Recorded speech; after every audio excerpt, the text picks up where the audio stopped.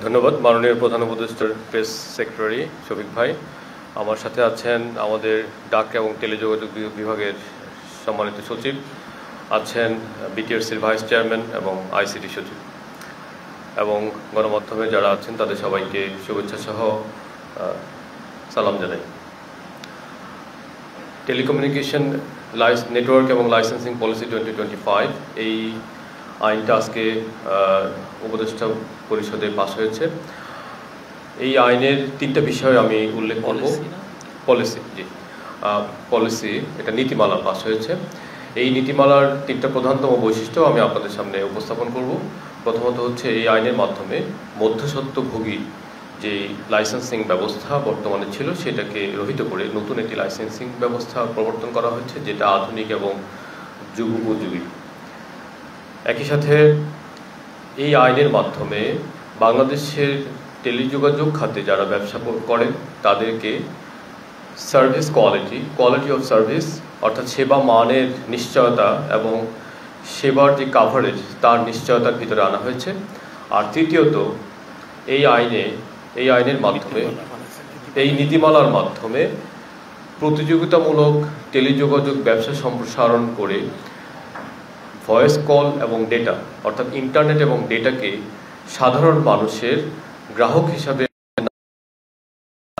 ক্রয় ক্ষমতার ভিতরে নিয়ে আসার একটা দীর্ঘমেয়াদী পরিকল্পনা সূচিত হয়েছে।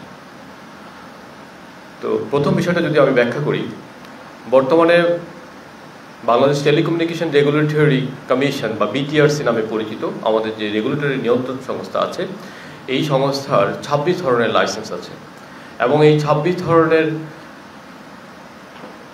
ধরনের লাইসেন্সের মাধ্যমে প্রায় 2999টি প্রতিষ্ঠানকে কিংবা ব্যক্তিকে লাইসেন্স দেওয়া হয়েছে। অর্থাৎ অতিমাত্রায় মধ্যস্বত্বভোগী তৈরি করার জন্য বিগত যে পলিসি ILDTS পলিসি আছে সেই পলিসিকে অপব্যবহার করে এখানে একটা বিশৃঙ্খলা তৈরি করা হয়েছে।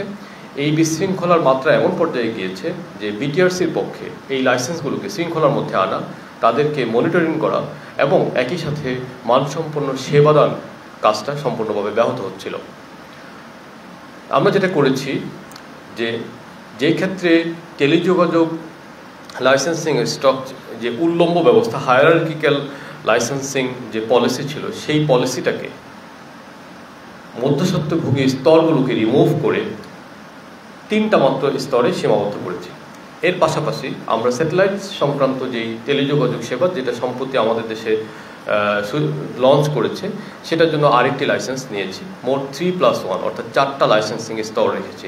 আর বাদ বাকি সবগুলো লাইসেন্সিংকে আমরা ডিরেগুলেট করে আমরা এনলিস্টমেন্টের মধ্যে নিয়ে আসছি। অর্থাৎ এই যে নীতিমালাটা এটা ব্যবসা বান্ধব। সেটা কিভাবে? ধরুন আগের লাইসেন্সিং ব্যবস্থায় যারা আইটিসি কিংবা আইআইজি বা IGW পর্যায়ে কাজ করতো তারা এখন একটা ইন্টারন্যাশনাল লেভেলে কাজ করবে।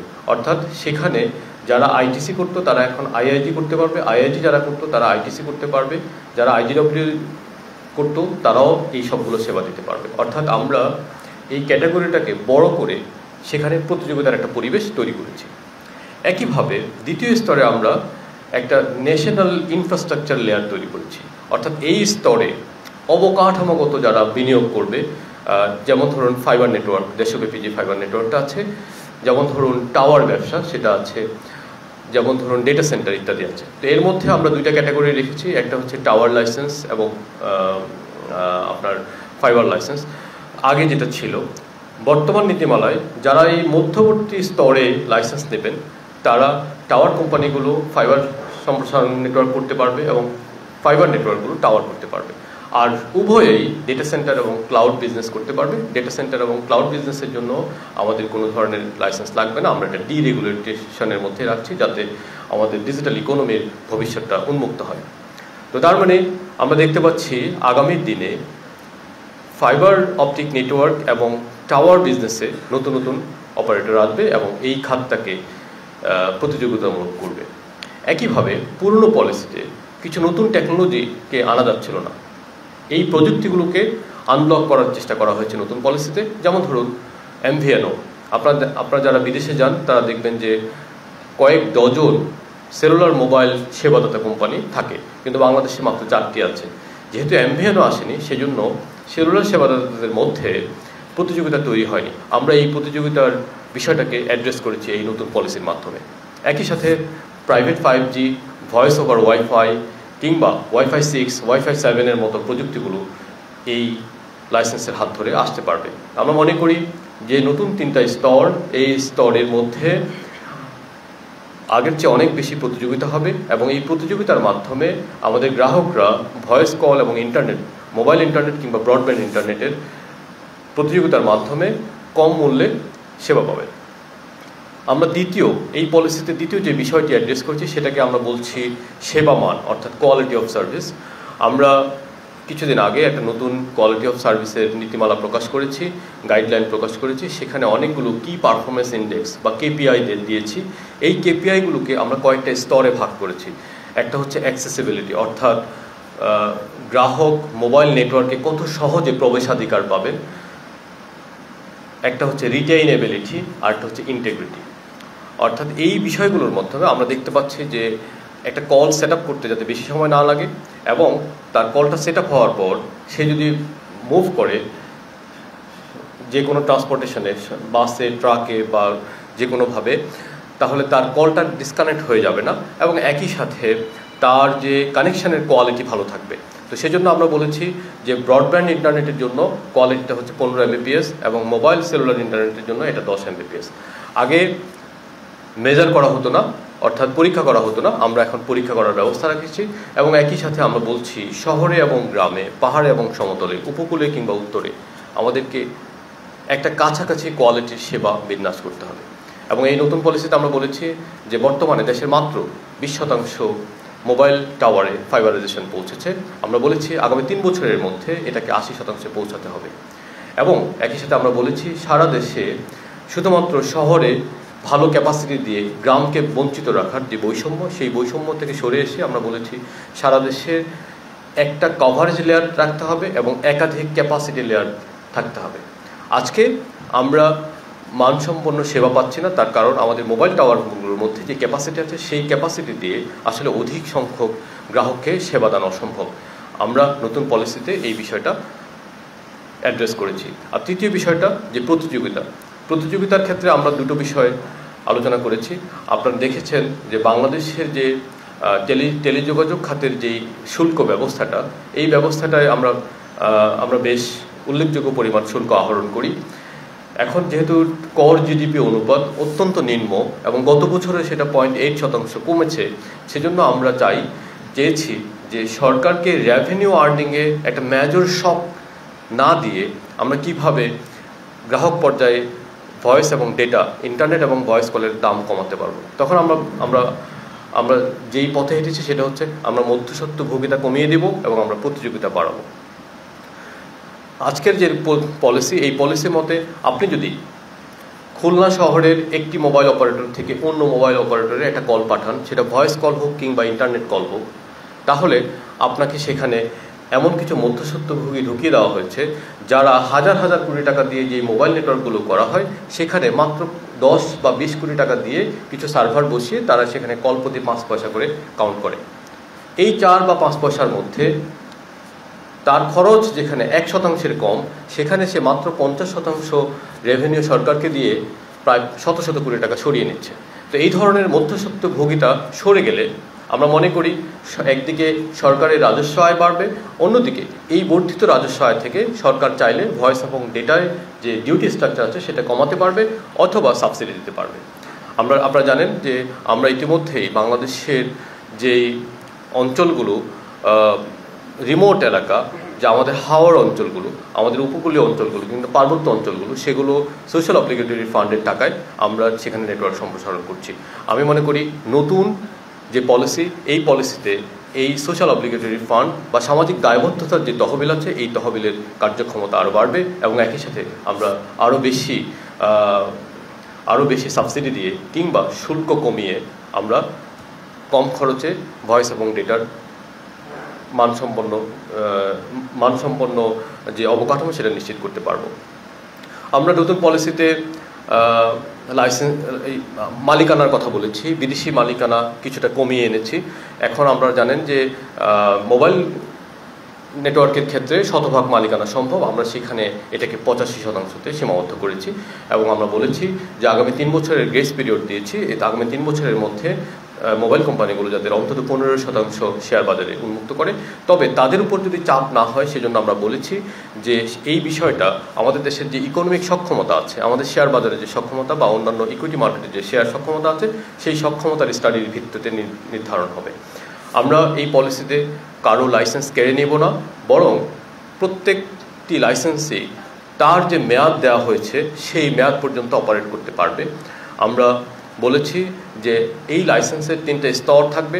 প্রথম স্তরটা আমরা শেষ করেছি, আমরা আজ থেকে দ্বিতীয় স্তরে এসেছি। এই দ্বিতীয় স্তরে আমরা একটা মাইগ্রেশন ফেজের মধ্য দিয়ে যাব।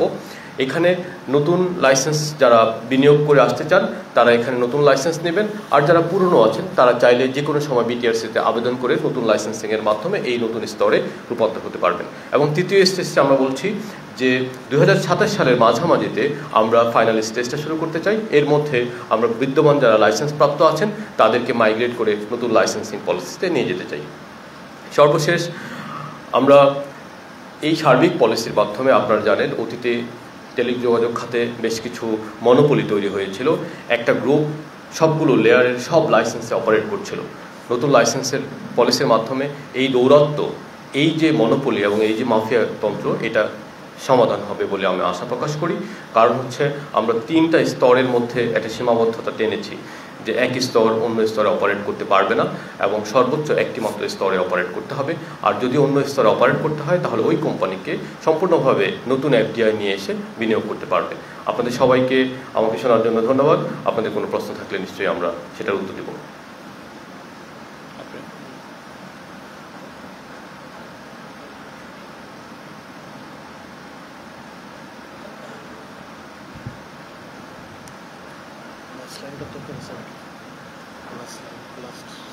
আমার নাম মহিবুল হক, আমি নিউজে কাজ করি। আপনারা যে পলিসি পাস করেছেন সেই পলিসি নিয়ে কিছুদিন আগে একটি বড় রাজনৈতিক দল তারা কিছু আপত্তি দিয়েছে।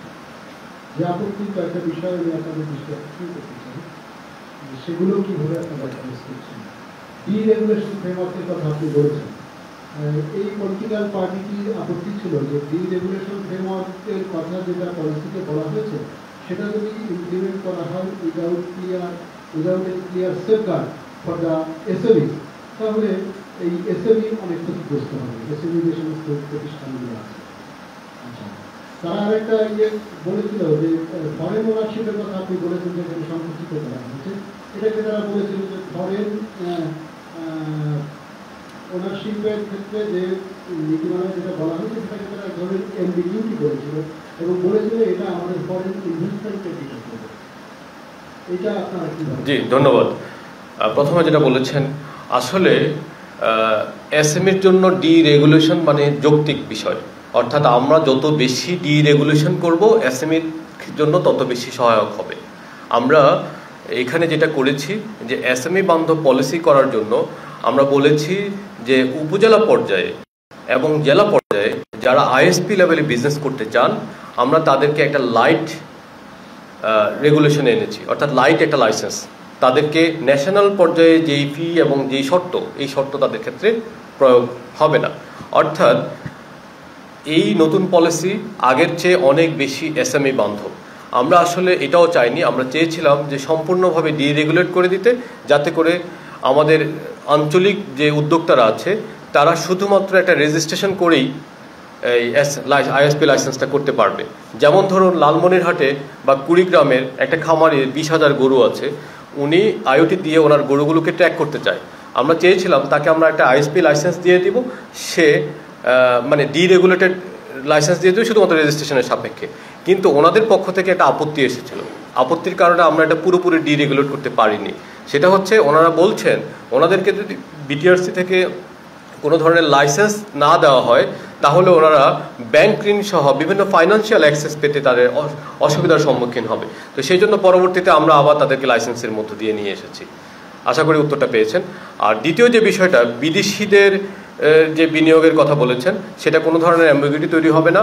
আমরা যদি ভারত বা পাকিস্তানে দেখি, আমরা তাদের সরকারি যে মোবাইল অপারেটরগুলো আছে সেখানে তারা লিডিং শেয়ার হোল্ডিং করছে, কিন্তু বাংলাদেশে বিভিন্ন কারণে আমাদের বিদেশিদের মালিকানা প্রায় শতভাগ রয়ে গেছে এখন একটা কোম্পানিতে, প্রায় 30%, একটা কোম্পানিতে 10% রয়ে গেছে।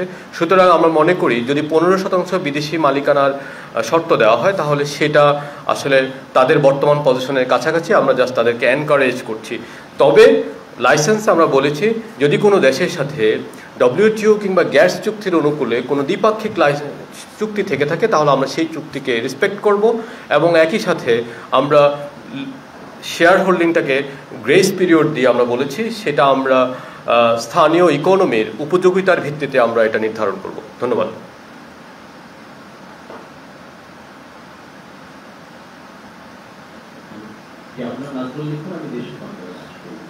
আমি যেটা জানতে চাচ্ছিলাম যে আন্তর্জাতিক SMS সেবা নিয়ে IDW এবং মোবাইল অপারেটরদের মধ্যে দীর্ঘদিনের একটা দ্বন্দ্ব চলে আসছে, সেইটা সমাধানের জন্য আসলে সরকারের কি উদ্যোগ? আর স্টারলিংকের পিক পেতে অনেকে নানান রকম ভোগান্তির কথা বলছেন, বিশেষ করে সময় বেশি লাগছে, নানান রকম সমস্যা হচ্ছে, সেটা সমাধানের উদ্যোগ কি? আর এখন পর্যন্ত স্টারলিংকের গ্রাহক কত, আর এটার দাম কমানোর ব্যাপারে কোনো উদ্যোগ আছে? ধন্যবাদ। নতুন লাইসেন্স পলিসিতে A2P আন্তর্জাতিক SMS গেটওয়ের বিষয়টি অ্যাড্রেস করা হয়েছে। যারা সম্ভাব্য বিনিয়োগকারী তারা চাইলে আন্তর্জাতিক আমাদের যে লাইসেন্স লেয়ারটা আছে ICSP, সেখানে ইন্টারন্যাশনাল সার্ভিস প্রোভাইডার, ওই ইন্টারন্যাশনাল কানেক্টিভিটি সার্ভিস প্রোভাইডার যে লেয়ারটা আছে সেখানে তারা লাইসেন্স নিয়ে তারা এই ব্যবসাটা করতে পারবেন। আর দ্বিতীয় বিষয়টা বলেছেন যে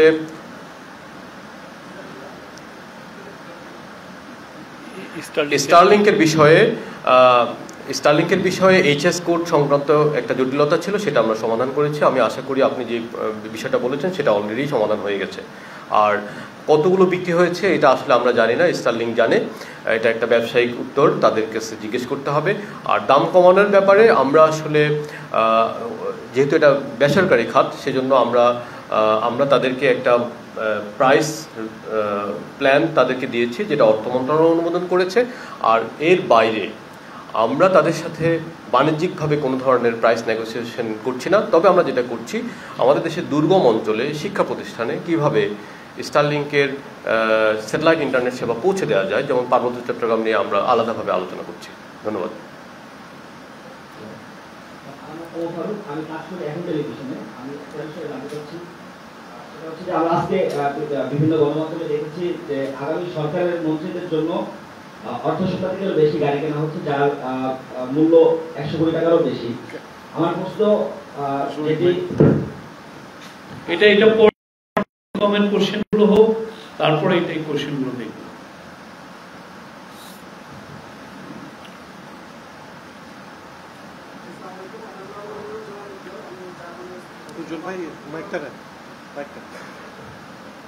আসসালামু আলাইকুম, আমার নাম মনিরুজ্জামান উজ্জ্বল, আমি জাগো নিউজ থেকে বলছি। আমার প্রশ্নটা স্টারলিংক নিয়ে।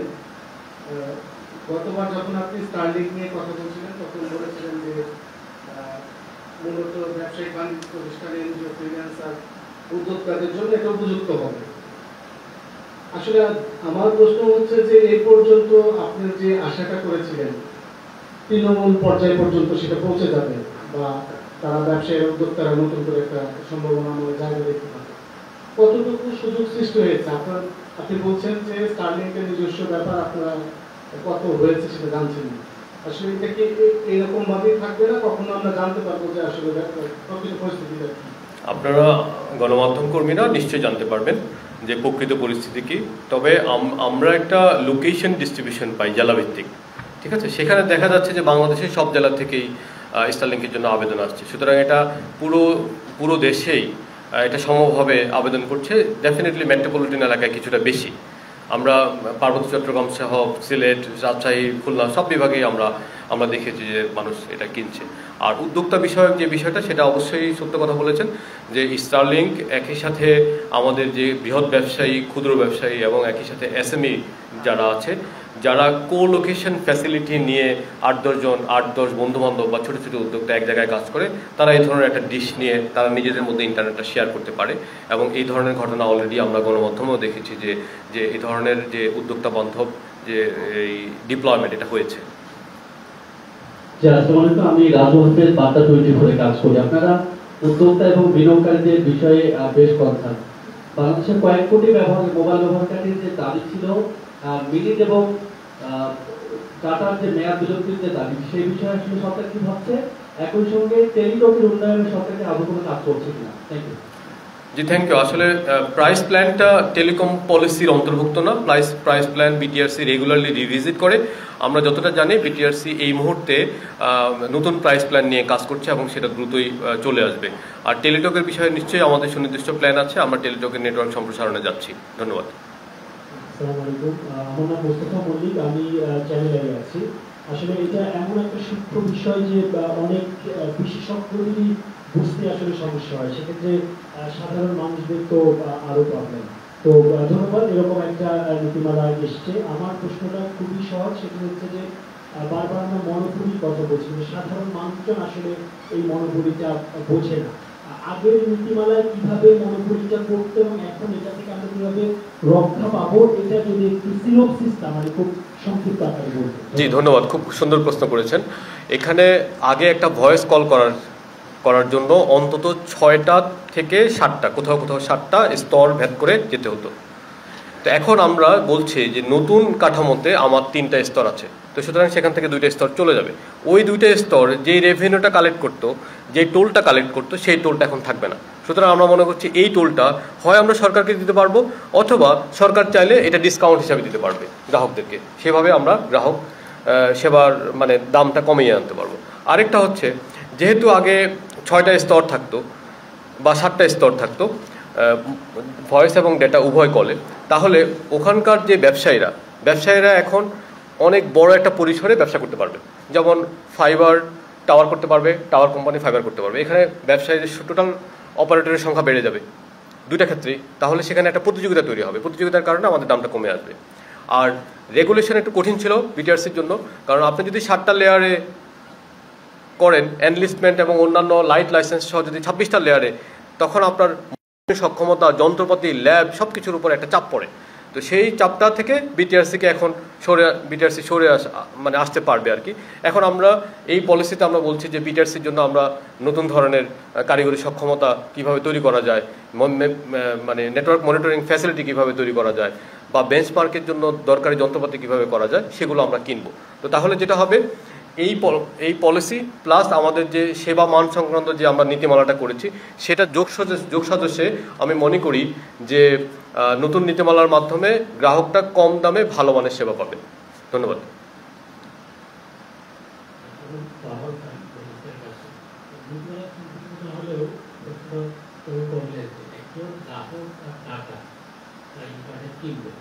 সেইটা তার অ্যাকাউন্টে জমা থাকবে, সেইটার জন্য এত চিন্তা ভাবনা কেন করতে হবে? এই ধরনের একটা কন্ট্রাক্ট যখন থাকে 1 বছর পরে এই জিনিসটা ইমপ্লিমেন্ট করতে পারলেন না, এটা আসলে সমস্যাটা কোন জায়গায়?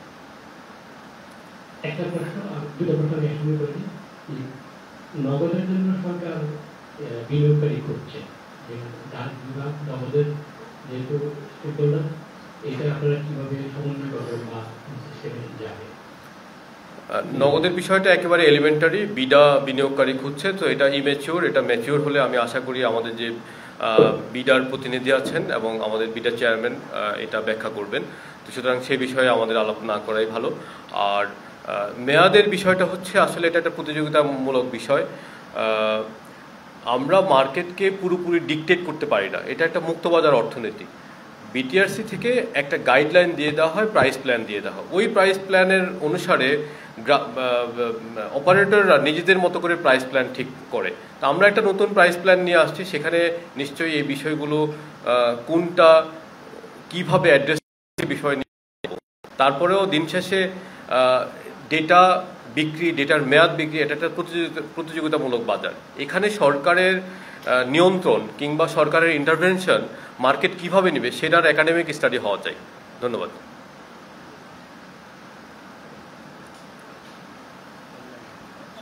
আর প্রশ্ন না থাকলে আমি একটু এই বিষয়ে মন্তব্য করতে চাই। আজকে ক্যাবিনেটে যখন এই পলিসিটা উত্থাপন হয়, তখন আপনি জানেন যে বেশ কয়েক মাস, 1 মাস আগে, 1-2 মাস আগে ডক্টর ওয়াহিদুদ্দিন মাহমুদের নেতৃত্বে এই টেলিকমিউনিকেশন নেটওয়ার্ক অ্যান্ড লাইসেন্সিং পলিসিটা ওনারা আবার একটু রিভিউ করেন এবং এটা নিয়ে আরও অনেক মিটিং হয়। তো উনি একটা বক্তব্য রেখেছিলেন, ওনার বক্তব্যর সারাংশটুকু আমি বলি। উনি বলেছিলেন যে এই পলিসির ফলে আমাদের যারা সাধারণ ইউজার আমাদের বাংলাদেশে ধরেন এখন সবাই ইন্টারনেট এবং মোবাইল ফোন ইউজ করেন, আমি বলবো যে 16-17-18 কোটি লোকই ইউজ করেন। উনি বলেছেন এর ফলে ইন্টারনেট এবং মোবাইল ফোন সুলভ মূল্যে, মানে এই দুই সেবা সবাই সুলভ মূল্যে পাবেন, এটা একটা নিশ্চিত হবে। আর উনি বলেছেন যে এর ফলে যেটা হয় যে আগে যে লাইসেন্সিং এ যে 26 রকমের লাইসেন্সিং টাইপের কারণে যেটা হয়েছিল ওইটা আসলে একটা রেঞ্জ সিকিং এবং একটা মধ্যস্বত্ব ভোগীর একটা ক্লাস তৈরি করেছিল, যারা আসলে এই পুরো একটা মাফিয়া তন্ত্রের মতো করে তারা এই জায়গা থেকে শোষণ করতো বা এই পুরো মানে, এবং এটার কস্টটা যে পড়তো আমার আপনার উপরে, যে কস্টটা আমি আপনি বেয়ার করতাম এবং এই টাকাটা যেত আপনি জানেন শেখ হাসিনার ক্রনীদের কাছে। তো উনি বলছেন যে এর ফলে মিডিল ম্যান কেউ থাকবেন না এখানে। মিডিল ম্যানের যে জিনিসটা মানে কম্পিটিটিভ অ্যাটমসফিয়ারটা বেটার হবে, হওয়ার ফলে যেটা মিডিল ম্যান কেউ থাকবে এবং রেঞ্জ সিকিংটাও থাকবে না। উনি বলেছেন এতে এর ফলে যেটা হবে টেলিকমে ওভারঅল মানে ইনভেস্টমেন্টের খরচ কমবে, বিনিয়োগ প্রচুর বাড়বে এবং গেটওয়ের উপরে, আগে জানেন যে গেটওয়ের উপর মাফিয়াদের একটা অলিখিত নিয়ন্ত্রণ ছিল, সেটা পুরোপুরি চলে যাবে, অ্যাবলিশ হবে।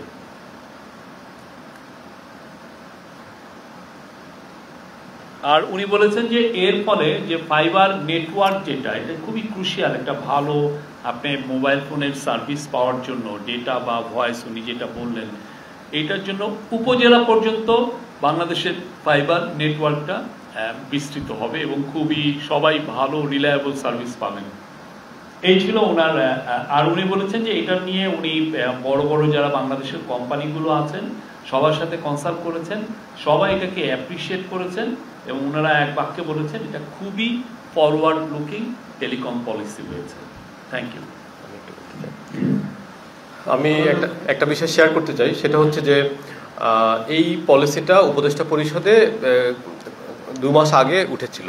তো তারপরে উপদেষ্টা পরিষদের মাননীয় সদস্যবৃন্দ অনেক প্রশ্ন করেছেন, সেই প্রশ্নের সাপেক্ষে মাননীয় প্রধান উপদেষ্টা একটা কমিটি করে দিয়েছেন। সেই কমিটি আবার সবার কথা শুনেছে।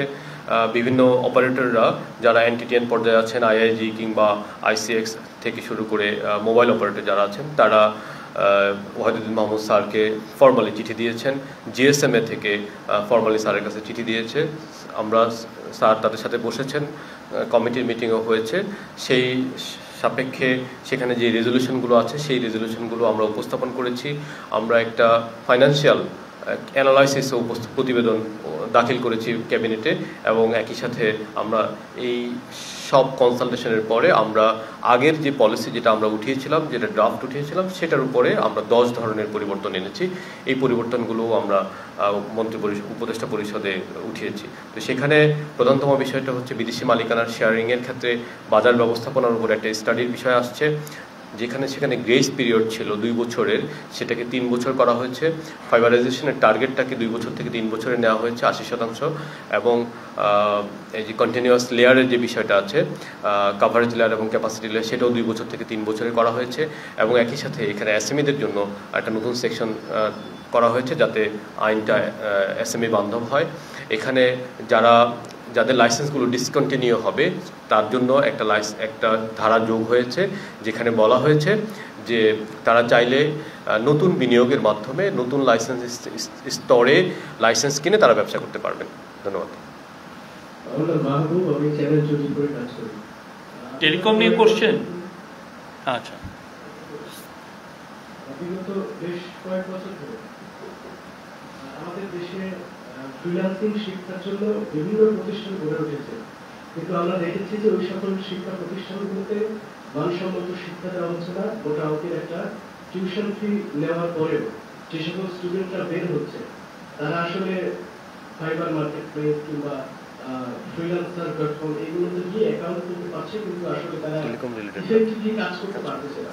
তো এইগুলোর উপরে নজরদারি করার জন্য এই সরকারের কোনো সেল কাজ করছে কিনা? কারণ এই ঢাকা শহরের মোড়ে মোড়ে এ ধরনের প্রতিষ্ঠান গড়ে উঠেছে, কিন্তু তারা স্টুডেন্টদের কাছ থেকে টাকা পয়সা নিচ্ছে, কিন্তু আসলে স্টুডেন্টরা করে কাজ করতে পারছে না, তারা বাইরে থেকে আর্ন করতে পারছে না। আরো একটা বিষয় যে ইন্টারন্যাশনাল পেমেন্ট গেটওয়ে, যেটা পেপালের মতো, যেটা সহজেই ট্রান্সফার করা যায় সারা পৃথিবীব্যাপী, এই পেমেন্ট গেটওয়ে গুলো আসলে বাংলাদেশে আসবে কিনা ভবিষ্যতে? আচ্ছা, জি ধন্যবাদ। যদিও টেলিকম পলিসির সাথে যুক্ত না, কিন্তু দুটো গুরুত্বপূর্ণ বিষয় উপস্থাপন করেছেন। একটা হলো ফ্রিল্যান্সার থেকে আইসিটি থেকে আমরা একটা কমিটি করেছি।